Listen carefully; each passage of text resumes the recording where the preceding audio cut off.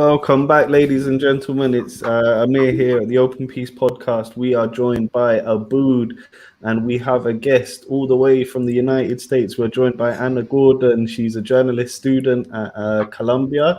It's a pleasure to have you with us, Anna. Would you like to tell us a little bit about yourself and what you get up to? Sure, yeah. So I'm a master's student studying journalism. I guess you want me to start with how I met you guys, or the way I kind of got here. Sure. So the way I met Abood was I was volunteering at Palestinian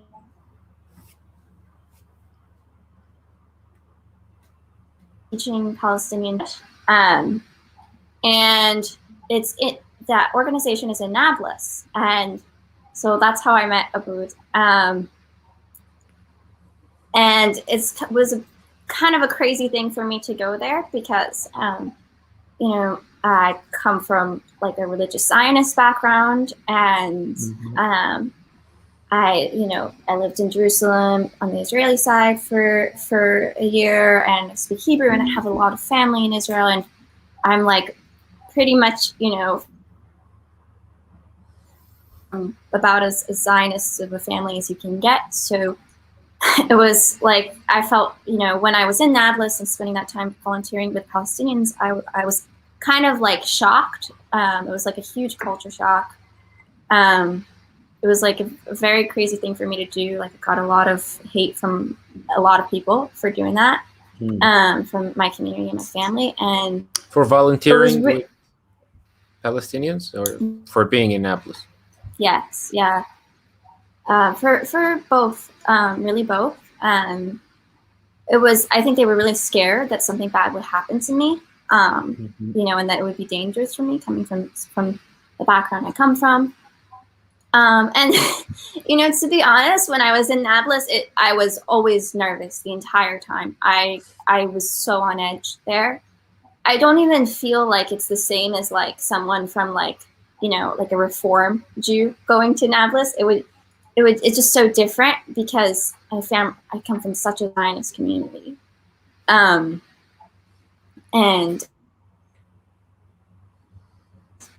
I think what was refreshing to me about speaking with you is like the Samaritans are kind of this like the only place I've ever seen in my life where like Palestinians and you guys are the only people who get along with both Palestinians and like Israeli Zionist Jews. Yeah, like pretty well. Mean on Har Gerizim, you came and you saw both Israeli and Palestinian cars roaming freely, no problems at all.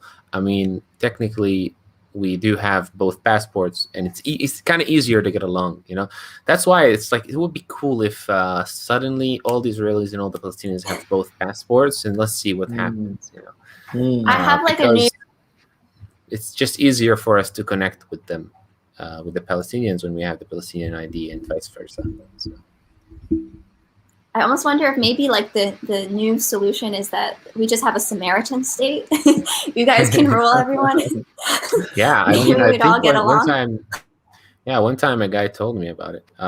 He told me my name is perfect for that, Abdallah Cohen. So. Yeah.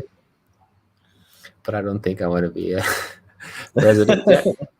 So it's a cool solution. We always like people do tell us like we try to be a bridge of peace between the two nations, and I can see why. For sure, it's clear as sky. We set a good example, maybe on many levels, and many people don't realize that it wasn't really complicated to get along with both people because we lived with them, and we've proven that we are good neighbors. And when you are a good neighbor or a good person and you're treating others the way you'd like to be treated, they have peace with you. It's as simple as that. Even if they had a pre-notion of you being this bad person or that person, you can change that.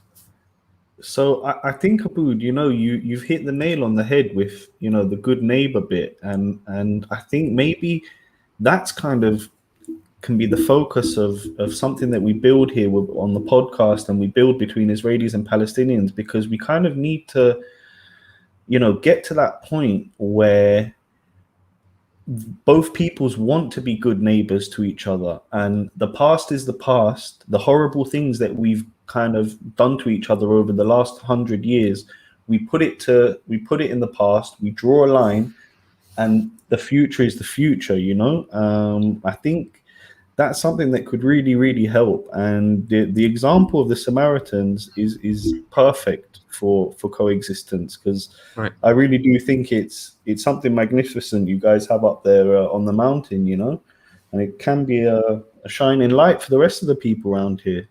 You're right. Anna, what I gave you a tour around the mountain. What did you like most? The chants, Oh my God. the play, ancient ruins, the language, because That place, I the like to view. hear Yeah. Do you view. remember? Yeah, that view. Oh my God, I'll never forget that. Like You're talking my whole about life. Mitzpeh Yosef, I believe. That's probably it. Yeah, that sounds like what it is. That's gorgeous. Yeah, Mitzpeh Yosef is gorgeous. Really big panoramic view, and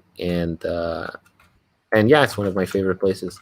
It's also one of the places where a lot of Israelis also cross the Palestinian village of Hawara just to go and see that place. They don't even necessarily know about us. They don't even necessarily know that they're crossing a Samaritan village. It's just that they put on Waze Joseph's viewpoint, and boom, they find themselves in this village where you have Israeli and Palestinian cars going to the same store. Israelis and Palestinians going to the same store. Talking about the alcohol store, by the way. A lot of people come from Nablus. And, we don't only, of course, have alcohol, but other things and tourism. And they get to see this and discover this ancient community that really gets along, and not only gets along with everyone, but also brings everyone to their village, which technically for Palestinian and Israelis are allowed for them to be there. So, you see. So, same thing, Amir. It was awesome to show you around. And I think that we can really continue this by making tours, like not only on Har Gerizim, but around the Holy Land, really, and gather Palestinians and Israelis.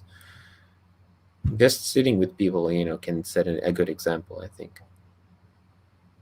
So, for sure. Yeah. Definitely. I think the other thing that you guys have that makes you you speak both the languages. You speak both Hebrew and Arabic. And I feel that the fact that, it's so obvious, but the language divide just makes it even harder to communicate, and it's already very difficult to communicate. True. I do believe that. I think that if Israelis talked Arabic, they would be presented, and vice versa, of course, they would be presented with a really an amazing chance to communicate, really, on a deeper level, if you know what I mean. We have it. Let's say that. We speak perfect Arabic. The ones here also Hebrew. I think what was crazy to me, spending time in Nablus and comparing it to my own upbringing, was seeing how many we have different histories and different facts, completely different things that the way, for example, the word Zionist, my experience was, I know a lot of really people, even who are super left in Israeli politics and super open to peace, almost most people are still going to call themselves Zionists, even if they're really left wing. And it's kind of like a radical thing to say you're not a Zionist. And on the flip side, when I was in the Palestinian city in Nablus, it was Zionism is evil. It's the worst thing you can be. It was a curse word, basically. And it was right. They can't even imagine that there's such a thing. They're always saying, oh, we don't hate Jews, we hate Zionists. We don't hate Jews, we hate Zionists. Well, okay, but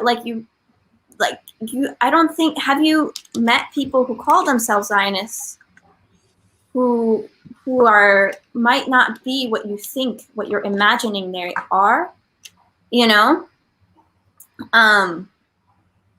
Like, Yeah, so they have this preconceived yeah, idea of what a Zionist is, and they categorize it. I think we humans like to categorize a lot, and it's really easy when one person does it out of 1,000, just because those 1,000 call themselves whatever. You think everyone acts like that, and I think that's a big part of our problem, if you know what I mean, in the region here. yeah, it's a big issue. It's like it was so crazy because like I remember I was raised being told that Israelis offered peace so many times and the Palestinians just rejected it because they don't want it, right? That was the line I was raised growing up hearing. And because they just hate us and they just, want violence, right? I went to Nablus and I swear I heard the exact same thing, like to the T, in reverse is we offered the Israelis peace so many times, but they don't want it. They just hate us. They just want to kill us and murder us. And I was like, wow, it's amazing how similar these stories are. Like, they don't even realize. Yeah, that's true. That's true. I think that I faced that a lot. Like for example, when Palestinians talk about us, I mean, not all of them, of course, a lot of them did. When they talk about us in front of the world or in front of Israelis, I really like it when they're proud that, hey, we have Samaritans, they have the Palestinian ID, and they are a part of the Palestinian culture and they live in Nablus. I'm really happy that they're proud of it. But there are some people who would say that, but they're not Zionists. Okay, it doesn't matter if we're not Zionist or not Zionist, but that automatically tells you that they have it in a negative way in their mind. So where is it coming from? I don't know. It's maybe I mean, I do kind of know, but it's maybe just really hard to change an idea of what does a Zionist really mean, Yeah. In their mind. And I understand it too, because, I'm not sure that, like, I understand that there is problems with nationalism in general and trying to make a country based on an ethnic group. And especially, growing up in America in a country that has nothing to do with there's no, like, American ethnicity, and that's like a big part of America is like, it's like whatever color or religion or anything, you just have to be born here and you're a citizen. And so I think for me, I've been growing up in this world where your ethnicity has nothing to do with your citizenship. And now when I look at Israel, I see why that's a problem. I see why that's a huge problem. But on the flip side, I don't know why you see that as a problem though. Like, if I can just interject there for a second, Anna. Like, in terms of Americans, like, it's great that you have like the separation of church and state. I think that's a fantastic thing that you guys do. But to say that, okay, we're amazing because we don't, place any responsibility on the ethnic background of our populace. That's all well and good, but you did that on the sake of Native American tribes. Israelis would say, like, just as pushback, they were the complete opposite of America, if anything. We've come back to the land that was once ours 2,000, 3,000 years ago, that we've had a constant presence in. There were Jews here in the 200s, in the thousands, in 1,500, 1,800, there were still Jews here. So I don't really see how having an ethnic state is a problem. Like Iceland, right? Iceland is made up of nearly 100% Icelanders. So where's there a problem here? I don't really see the issue, to be honest.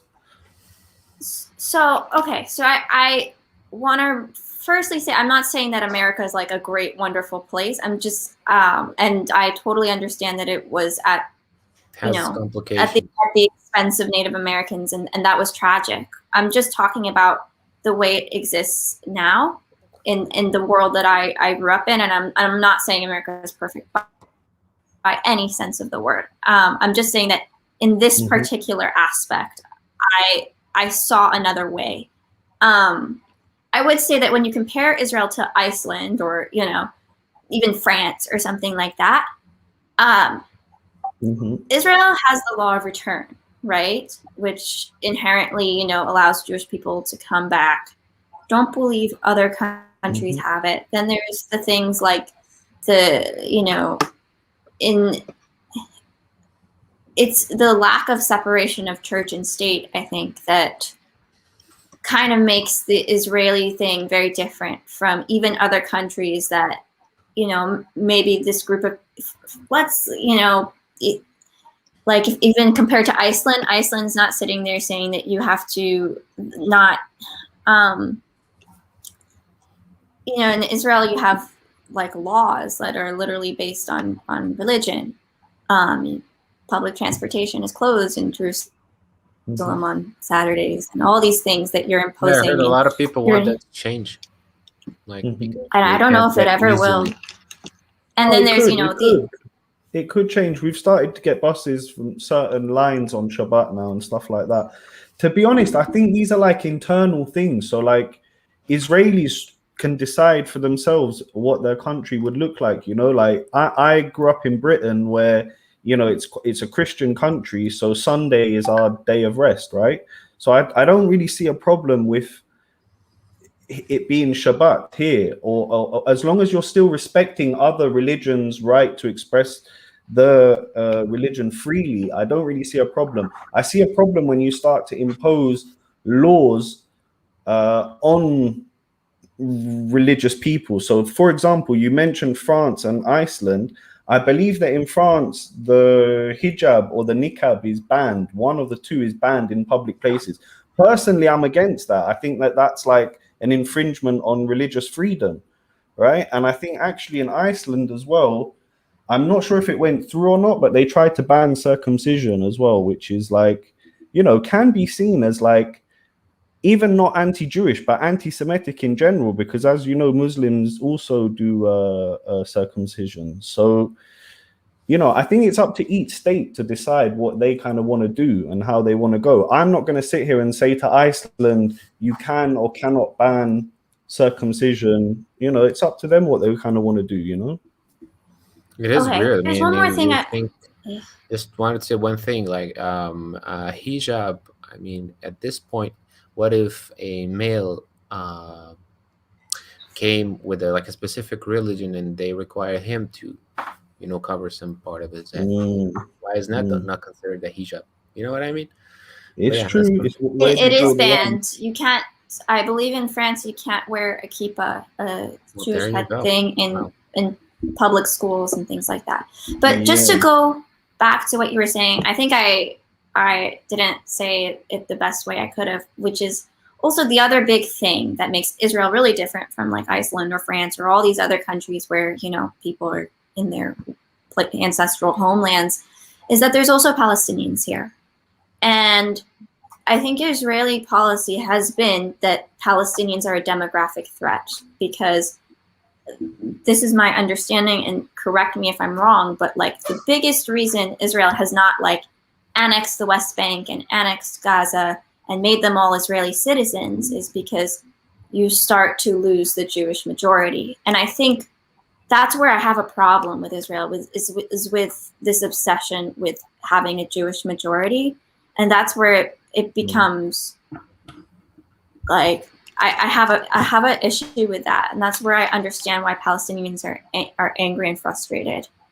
The one thing though, and like I'll criticize both groups here, like, so that's my fundamental issue with Israel. My fundamental issue with Palestinians having, spent time there, and from what I understand is their obsession with returning to the places that they lost. I think that the only way at this point, 70 years later, you could return to those places would be to cause the same harm that was done to you to someone else. Like, and that is like just the worst nightmare I can imagine. And it's a shocking to me. Like when I was in Nablus, this was like the mainstream opinion, and it was like very open-minded people who would tell you that this wasn't realistic, I know what you mean. It is a problem when you feel like you have vengeance. It can take a person to do things which are considered over the limits. So I know what you mean. And we have to tackle this build of hatred that builds up in people's lives against another race or religion or nation. I don't know how. I mean, I don't have a clear idea of how can we do that, but maybe we can start by like really building a clear picture of what is really the other person like, because technically what the problem that we have, I think, is that both people have this hatred. So if you hate me, I'm going to hate you, and it's like a never-ending cycle. So that's why the peace has always been, I mean, at least until now, it's been a big challenge for the world to achieve. And there's so much distrust. Although people are starting to see it more. But this demographic thing that you were talking about earlier, Anna, that's exactly, the lack of trust is why that's an issue, right? Because if the two peoples trusted each other and could rely on each other and had each other's backs, then, demographics, 50%, 45%, 60%, you wouldn't really worry about that, would you? It wouldn't really be an issue.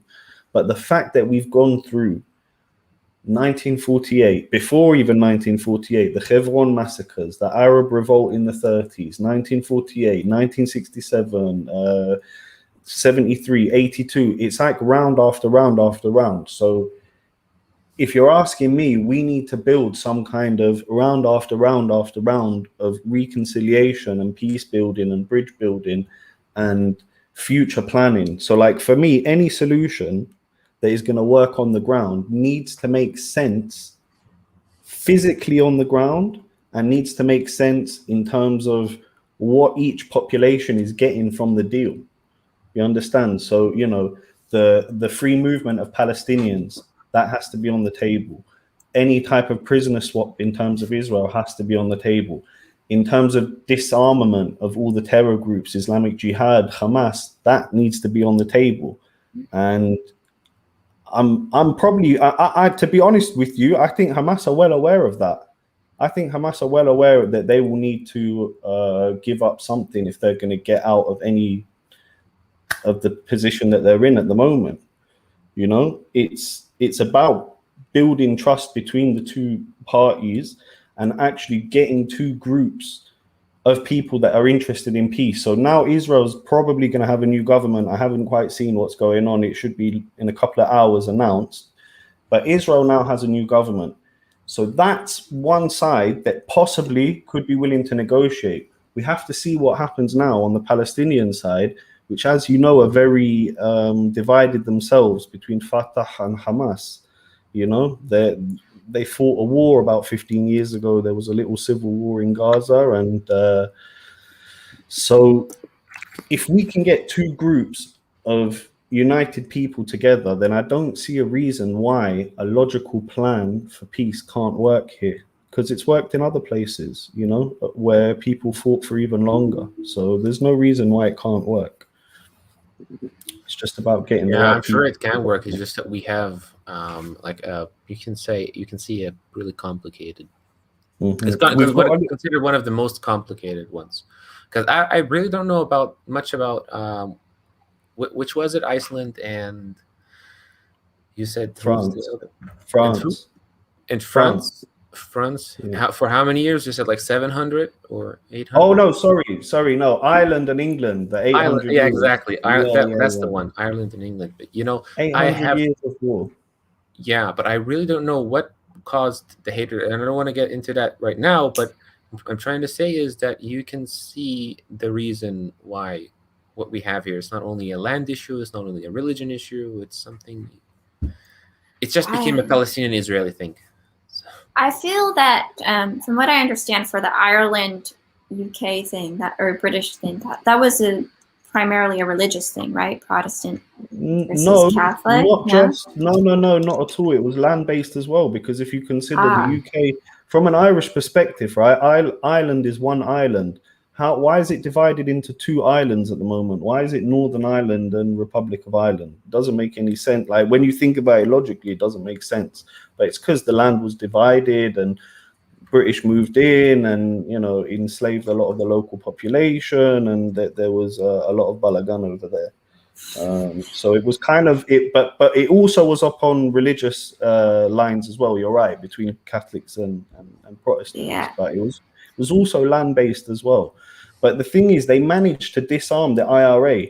So if you're looking at Hamas, like Hamas are the IRA, okay, I'm not trying to make any equivalence here, but, you know, Hamas have to make a move, have to be willing to make a move to disarm if there's any chance for peace. Otherwise, you're just going to see these revolving cycles of violence like we just had a few weeks ago, you know, because unfortunately, Israel's in a position where it can't just let its citizens be fired at willy-nilly by a terrorist group, and it's the whole country be brought to its knees by a terror organization. You know, I always wonder hypothetically, like, what would happen if Israel just didn't respond to Hamas. Like, I feel like Hamas is so, it's hard for me to really play it out. And the Israeli narrative is that we have to bomb and kill all these civilians. And I'm very familiar with the Israeli narrative. You know, we have to bomb all these civilians because otherwise they're going to get so strong and they're going to kill us one day. So we're like preemptively preventing that. I personally have gotten to the point where, like, I never ever want to be justifying the killing of children, and like, it's just, I really wonder the relative civilian casualties from Hamas rockets are so small. Like, I know life is a life and all that. Should Israel really be doing what it's doing? Like, see, I happen to disagree with you wholeheartedly here, Anna, with regards to that, because, you know, a life is a life, regardless of whose life it is. A life is a life. And if everything's peaceful one day and then suddenly rockets are fired at you and a 5-year-old kid was killed and a guy over here was killed, it's very difficult to ask. I understand what you're saying. Maybe Israel should react with more restraint. They can maybe do things a bit differently. They can think differently tactically.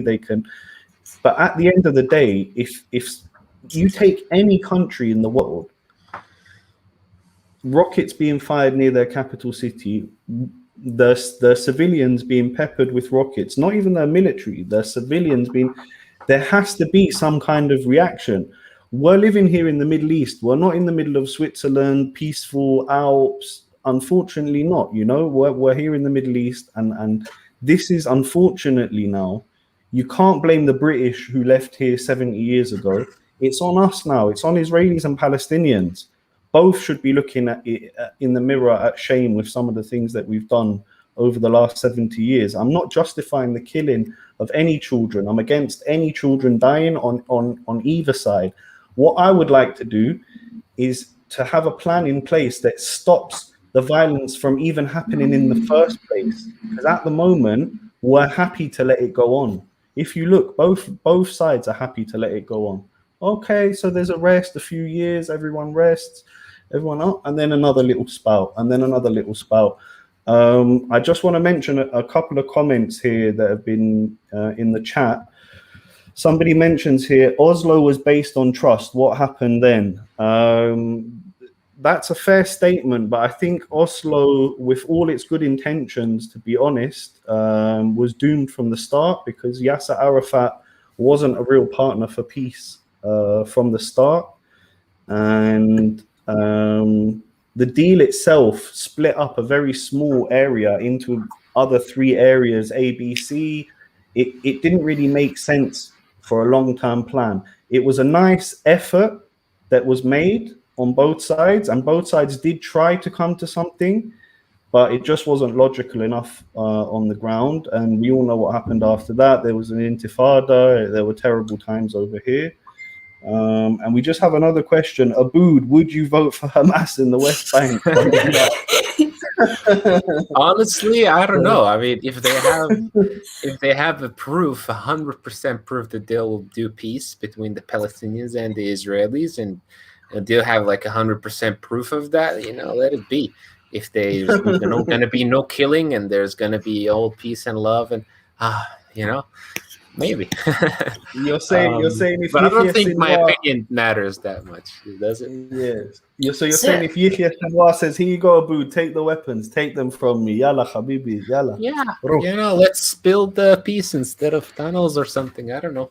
Hamas is interesting because I feel like, rightfully so, the Israeli side has really demonized Hamas, and it is a terrorist organization. And I think, any kind of fundamentalist religion is pretty evil. But I do think that there are good people who voted for Hamas, and I think, that's something that. Not every Hamas voter was an evil person, which is something that it took me a long time to really realize because of just what I was told, Yeah, I had a friend who was like a Hamas extremist, and he changed completely to not the opposite, but like he completely changed. Like his personality changed, and I knew him before and I knew him after. So. Whoa, can we have him on the podcast? He actually wanted, but his English is not that good, and maybe we can make an Arabic episode. Sure. Yeah, we should try and do that. God. I wish I spoke Arabic so badly. He would be so open also, although, to talk about it, because you know what? We interviewed a guy from Gaza, and he also didn't give us the a full okay to release the episode. A Palestinian from Gaza. So you can see the problem. It's not that easy to be open about some of the views. That was the other thing I saw when I was in Nablus that was really sad, was there's just this idea of collaborating with Israelis is like the worst thing you could possibly do as a Palestinian. It's like, even they demonize the idea of having friends who are Israeli, of any kind of relationship, and it's seen that if you're like even having a friend, you're like helping the enemy and you're killing your own people. And it's that was really sad to see, because I think that's the only way this is going to end, is if we actually get to know each other and realize that like we're not all like evil, just that was really sad.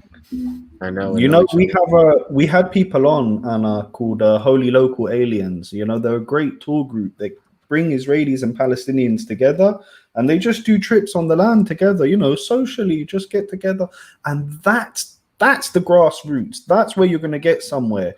If you come to any hospital in Israel, you're going to see Arabs and Jews working together side by side for the best of their patient.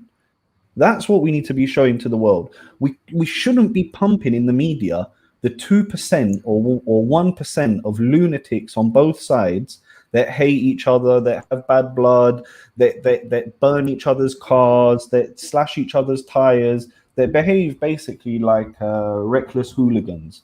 Okay? Is it really? Yeah, sorry? Oh, do you really think it's like 1 or 2% who have hate? Like, I think, honestly, I feel like the amount of people who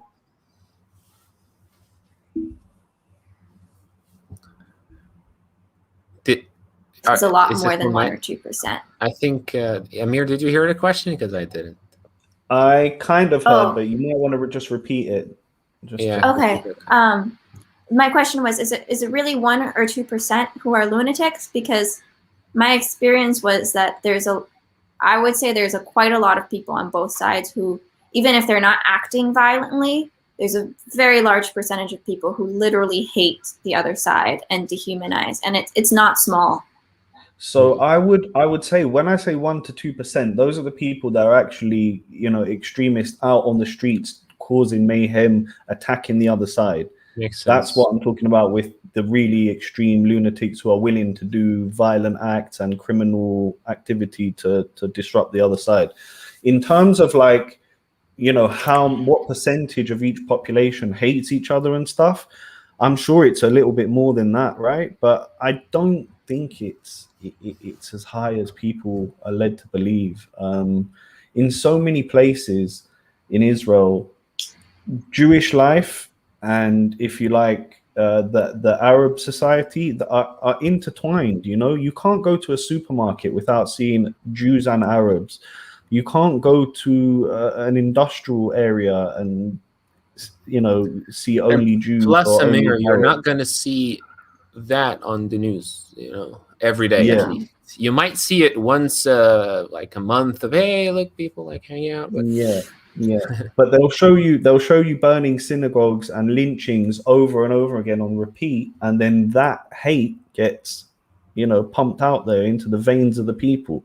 So, we would really ask our viewers, go and share our podcast, get our podcast out there, share it to your friends and family, share it to people, who are interested in what's going on over here, and really let's try and build this dialogue and build bridges between people, because that's the only way it's going to work. We can continue like this for another 1,000 years, but then it's shame on us, right? Shame on both Israelis and shame on Palestinians for letting it go on that long. it's true. It's true. Question. So I have a question for you, Aboud, because I know that a lot of Palestinians or pro-Palestinian people get very angry if you frame anything as both sides, because they see it as like an aggressor, an Israeli aggressor, oppressing Palestinians. And I'm sure you've heard that. So you've obviously lived in between these two groups, and you're in between these two worlds. Do you frame it as a both sides thing, or what do you think of that? When you say both sides, I can you be more clear on it? Like, if frame it as both sides, meaning that, do you mean, like, for example, the Palestinians do not acknowledge the other side as an entity? Like, well, people see it as, I've heard that a lot of people get angry when, a lot of my pro-Palestinian people I know get angry when people say there's fighting, there's a conflict, or anything that implies that it's not literally Israelis oppressing Palestinians. Yeah, I mean, I think I had a lecture one time about the Samaritans, and I believe one of the visitors was very, very pro-Palestinian, because the week before, I think, on Har Gerizim, like just a week before, at that time we used to have an Israeli border on the entry to the village. And what happened is that at night, apparently some kids came close to the border and kind of threw rocks at the tower that one of the soldiers was staying at. And he broke it. And I just mentioned that in the lecture. I didn't say it was bad. I didn't say it was good. I just mentioned that. And then, to my surprisement, I see the person kind of like being a little bit more, what's the right word for it? She got kind of angry for no reason. I didn't say it was bad. I said it was good. It was like, what do you mean he threw rocks? I don't remember exactly what she said, but she was angry about the fact that I just kind of mentioned the story, or maybe she felt I was against it. I didn't say it was necessarily bad or necessarily good. I remember that because I felt why she kind of got a little bit angry. You know what I mean? So the conflict, when Samaritans do get into it, I had this. If you want to watch a good movie on the Samaritans, search for Samaritan documentary. It's literally like that. The one that you're in. It's the same name as Aboud Cohen. Actually, you can find it here on YouTube. And in a part of it, there are two segments, or two, let's say, scenes. One scene, I say Palestine. I say, Samaritans lived in Palestine for 3,000 years. And another scene, my friend Brito says to tourists who are in Tel Aviv, welcome to Israel. Now, here's the funny thing. This documentary was viewed in Nablus, Palestinian city. And after the showing, some Palestinians didn't like the fact that Brito said Israel. And then another day, it was viewed in New York. And another guy didn't like that I said Palestine. He was a pro-Israeli. You know what I mean? So there's no way for us to kind of be happy with both people. You're going to find people who are, it's really hard to escape what I'm saying from saying things that might not trigger at least someone.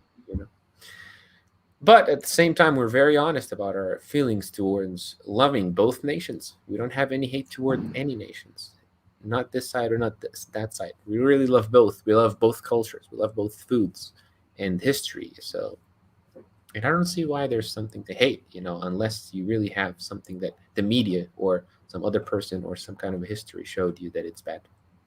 Sometimes it's personal, Abood, though, on both sides. Sometimes it's very personal. It's like a family member who's been killed or been hurt in an So it attack. stays with you, yeah. It stays with you, these things, and that's where we need to break through. For me, if I was to set like a 50-year challenge for Israel Palestine and say, okay, in the next 50 years I want to see progress towards a peace process and reconciliation in the land, you'd expect to see a drop in the number of racially motivated attacks on all sides, right? That would be like your marker of success, is what I'm doing working here, making sure that there are no wars going on between the two peoples. So Right. you'd have to really tackle it in like a logical way. But I think that if we can get people to adopt the Samaritan way of thinking with regards to both peoples, I think that will help a lot, just, just It love both. worked, Amir. The way that it worked is the fact that we lived in Shechem. I mean, we were a minority, right? Mhm. But we were rarely treated as a minority in Nablus. Mhm. There were some people who did look at us as, like the fact of like the historic conflict, let's call it, between a Muslim and a Jewish, not historic conflict. Sorry to say, not historic conflict, but more like the wrong notion that all Jews are bad, that some Muslims have, of course, not all, and vice versa. But in Nablus, we really didn't see that, and even until today, a lot of Palestinians in Nablus tell us that we are part of them, and the reason why they say that is because we've proven that we lived with them. We don't really, we've went to their schools. We've just lived and just proven. I said it before, but it's just really that simple. We've proven that we are really neighborable, if that's a word. It's not a word, but it's so interesting you say that, because so my mom's family is from originally from Baghdad, and they were the Jews that lived in Baghdad, and they have the opposite story of feeling constantly humiliated and that they couldn't live in the Muslim country. And I think maybe what a lot of, I don't know like what the answer is. I don't know if you would have the same experience like living in Gaza as you would in the West Bank too, because it's obviously so much more secular. Yeah, I do think people take the place they live in and grew up in for granted, because it's so important on how you perceive the world and how you interact with people, and you can forget even like why in the first place do you have an enemy. You forget so much that it's not even in your mind that maybe perhaps one time you've been told a fact or you saw some news. Just one footage is enough to change your ideology, maybe, or something like that, or belief. So people really have to be careful about what they watch and see how they react to these news. And people have to be careful about how they cherry pick. Maybe you don't know if you're cherry Definitely. picking and just looking for that good news that aligns with your ideology or your belief. Because maybe you are scared, or maybe you don't want to search a specific search that might be the truth, but you just don't want to search it because it might not align with your belief. It doesn't feel good when we have something that turned out might not be true. So I'm saying both sides, but both sides in any conflict should look at that. And don't forget, the nation of Israel, the Israelites, also split to Samaritans and Jews. And a lot of times they fought, and a lot of times they aligned against other enemies. Exactly. But in the end, a good example would be if you heard about the Good Samaritan. It talks about a Samaritan who healed an injured Jewish person, you know? So, like maybe like just 2,000 years after, if Jesus was alive, he would have set an example of a Palestinian healing an Israeli. You know what I mean? It would be cool. So you see, it's more simple. It's a complicated, but at the same time, we can look at it from a simple lens. So. Yeah, I think the key is also, I think you mentioned it earlier, the revenge thing and holding on to like historical anger or this happened. It could literally happen to you, and you could have. I think it's so easy to be caught up in that, and that's the worst thing. I think like victimhood is like the excuse people use to do the most evil things. Like even Hitler in his mind had it that German people were somehow victims of he saw Jewish. What he's doing to be the right thing, actually, in his eyes. But victimhood is very, very powerful. Like when you establish like a victimhood narrative, it becomes a justification to do the most evil things because they did it to you first. And it's so dangerous, and I feel it in myself sometimes. I think, oh, my family and what happened to them, and it's easy to get angry, but none of the things that happened in the past, nothing, like all those atrocities, none of it is a justification. There's nothing that's a justification for continuing to commit atrocities. I agree with you 100%, Anna, and I think that bad behavior on all sides needs to just be called out, right? So if there's Jews out there in the West Bank or wherever burning olive trees, throwing stones at Palestinian kids, doing whatever the mischief that they're up to, that needs to be tackled hard by the law and stopped. And on the other side, if there's Palestinian kids hurling stones that big at soldiers' heads, that needs to be taken down just as hard. And if you tackle the specific problems that we have here that are going on, because believe me, it's not the 80-90% of people that are out there throwing stones and burning trees and doing all these acts, Anna. It's really not. Life is too short. Most of the Jews and Arabs that I know over here are too busy working, trying to provide, trying to live their life, trying to build their family, trying to build success, than to be wasting their time on throwing stones and causing mayhem. Yeah, that's a super important thing to mention, Amir. Really, you're right. Because a lot of people, when you come here, when I say here, I mean Nablus also, because I almost go every day to Nablus.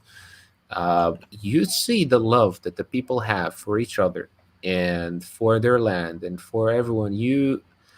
You'd be happy. Also, it's impossible not to be happy when you're in this kind of place.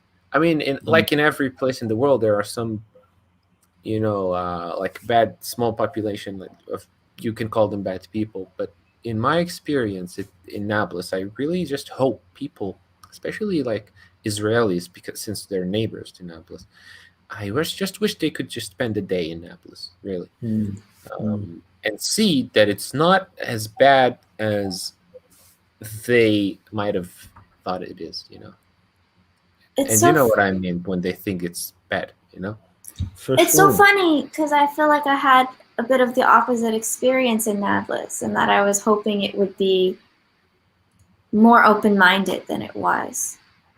Yes, but when I say like they would think about it differently, it would come here, is that you would have much more percentage of open-minded people than you might have thought. I know what you mean, that they're open-minded to a specific level, but much more than when many people might think. They might think Nablus is just a place where only or like very religious Palestinians live in, or something like that. Which not saying there's a problem with that, but in their mind there might be. So it's kind of like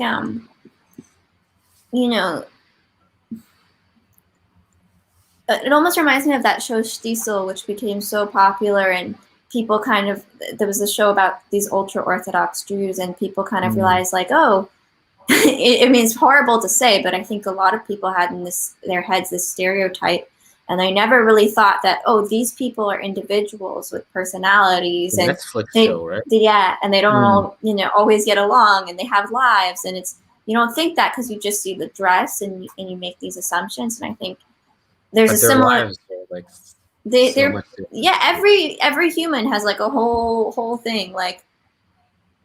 True. I had some people who saw my documentary from like just 2 days ago from Europe, and she sent me a message. Oh my God, I watched your documentary. Can people really live like that? She asked. Well, yeah, apparently there is. She meant by my life that the documentary follows me going through a modern world and an ancient world at the same time, more ancient culture. But, so it makes me think that, whoa, okay, so people think that these kinds of ways of living do not exist, really. Yeah, it's very dehumanizing. You see Palestinians as a group, or you see the Zionists as a group, and you never stop to think like, oh, this is like a person with a story. And I think there's a flip side. Something that also happens is, especially when people take a side, and they decide that like this person is the oppressed and therefore they're the hero. There's almost like this glamorization that becomes dehumanizing. I see this in the West a lot of Palestinians, where it's like Palestinians have good and bad people, just like every other group, like just like any group. They're not all saints. For sure. That's not all like Jewish people are saints. They're not like, I not even just Palestinians. It happens with like every minority. Sometimes you'll see like in movies, they're always like these very like perfect characters, and really what is humanizing is showing the flaws and showing the complex characters and the complex people in every single group that exists. True. I see what you mean. Well, that's the thing, that's what I mean when you come to Nablus and you have this preconceived notion of like Nablus is a place where there's a high percentage of people who might cause me harm. No, that's not true. A lot of people would actually defend you if a person attacked you just because you're Jewish in Nablus, and that's true, and it would happen. To some degree, though, I mean, maybe for like, sadly, maybe for an Orthodox Jew, it's not that safe to go to Nablus. I mean, when I say it's like with their specific wearing, but if you went there as an Israeli who, let's say, has a modern lifestyle, and you went there and you just shown yourself to be cool and you're peaceful. People, I don't know. I had a really different experience there because Palestinian people would say, "Don't tell people you're Jewish." But yeah. I can understand why are they telling you that. Yeah. But I can tell you, as a tour guide, I've taken a lot of people there, a lot of Israelis, and not a lot of Israelis, but a lot of people who have Jewish background. And like for me, really, they tell me they have a really good experience. But at the same time, I also tell them, you don't have to tell everyone. It's just logical not to tell everyone about it. Yeah. Like me, I don't tell anyone I'm a Samaritan in Nablus. Don't necessarily have to mention it, but yeah, it's different being Jewish from being Israeli too. Like I see what you mean. But like at the same time, I'm talking also about Israelis. I think Anna cut off there. I just want to make a quick point there, Aboud, though. The problem is you said something there which, really kind of made me feel something. You said that, an ultra-Orthodox Jew couldn't, walk around, where maybe someone like myself maybe could get around easier, right? I think there in itself lies the problem, because just because somebody may look different to you or dress different to you or even speak differently from you, it doesn't mean that that person is your enemy or somebody who's going to cause you harm. And the same goes with Israelis. If they hear Arabic, right, some Israelis, they might get worried. They might think, ooh, what's going on here? Or some Israelis that might know a little bit of Arabic might be like, oh, they're just saying they're going to a birthday party later or something. So I think seeing the other as an individual, like you were saying, Anna, and as a person, is really, really important to solving the crisis. Think about, you know, a guy living within the Palestinian society, or a guy or a girl who's maybe homosexual. They have to hide their identity within their own society. So within a conflict that they were born into, on top of Israel Palestine, they also have these issues, and it goes the same on the Israeli side. In ultra-Orthodox communities, there's many people there who have different sexual preferences than what they're told to have, and it causes mayhem. So we really do need to look at people as individuals, and I think that will definitely help build bridges. I did want to ask you though, Anna, what was your kind of feeling when you were walking around Nablus?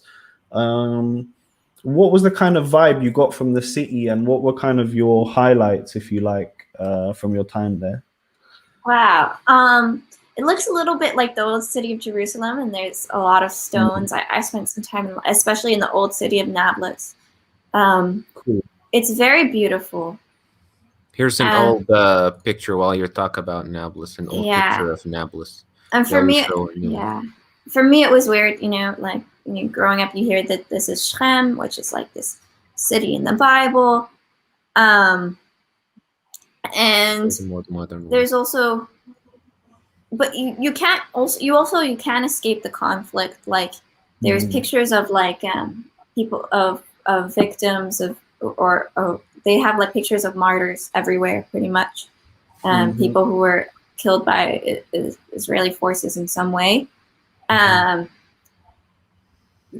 Also the weird thing for me is that there's like pictures of Saddam Hussein everywhere, which I was like not expecting. But apparently a lot of Palestinian people really like him because he was like the one Arab dictator who really supported Palestine, which was hard for me, like as coming from an Iraqi Jewish family, and knowing the history of what Saddam did. To the Kurds as well. To the Kurdish people, he was literally. I don't think there's any. It was weird to see that. I have my opinions. I know some Palestinians who like Saddam. And like he literally said. He had like that. I think Saddam was an evil guy. He genocided the Kurds. He was a psychopath. He was a psycho. He had a pamphlet that said Jews, Persians, and flies, the three things that God created that should not exist. And I'm my Jews, Persians, and flies. It was just so stupid. And it was like, extra insulting because my family like went to Iran and I'm kind of Persian too. So I was like, okay, thanks for but not everybody. But here's the thing: is like you can't do guilt by association. I might hate Saddam, but not everyone who likes Saddam is a bad person. They might just have different facts and different things that they know. I talked to a guy who was really nice, who liked Saddam and explained to me why. And I said, he genocided the Kurds, and they said, no, he didn't. And I showed him the Wikipedia page, and he says that's a lie. So, it's not that, it's just we're coming from just such different sets of information. So I don't want to make assumptions about the quality of a human being based off of who they like or who they support or even their politics, because it's just so based on your environment. Sure. Absolutely. Sure. Yeah. You can't blame them for lack of knowledge. You can only try and inform them a little bit more on what went on. All right. Well, we're kind of coming to an end to the episode, which it was one of my favorites. Thank you, Anna. And for those who don't know, we're welcoming Anna to the team. She's going to help us with her, amazing. I think you're a journalism student. Yeah, I'm a journalism master's. It would be interesting to know, to know what you can share with us also from what you learned. And that's about it, I think. Don't forget to like, subscribe, comment, and share the podcast with your friends. And you'll be seeing us more. Also, we're going to be releasing a new segment called OPP Global very soon. and we will be covering some really interesting events around the world. So stay tuned for that. And I don't. Hey, you know what? This is kind of one of the first episodes where Jared is not here to end the episode. You know what I Oh mean? yeah, true. It's weird. Do you want me to do it? But no, it doesn't have to be the clap. That's his, so that's okay. Yeah, you can invent your own sign off, Abood. Sure, I think that's it. Does anyone have anything more to say? No, I just want to thank Anna for being with us today, and it's gonna be a pleasure working with you in the future, and I can't wait to get OPP Global up and running. And yeah, thanks so much for joining us, Anna. Yeah, thank you guys so much for having me. This was awesome, and I'm so excited. Absolutely, yeah. And we actually forgot about one more thing. That tahini, don't forget that we have one of the best tahinis in the Holy Land. Ladies and gentlemen, thank you so much for watching. I hope you're having an amazing day. See you soon.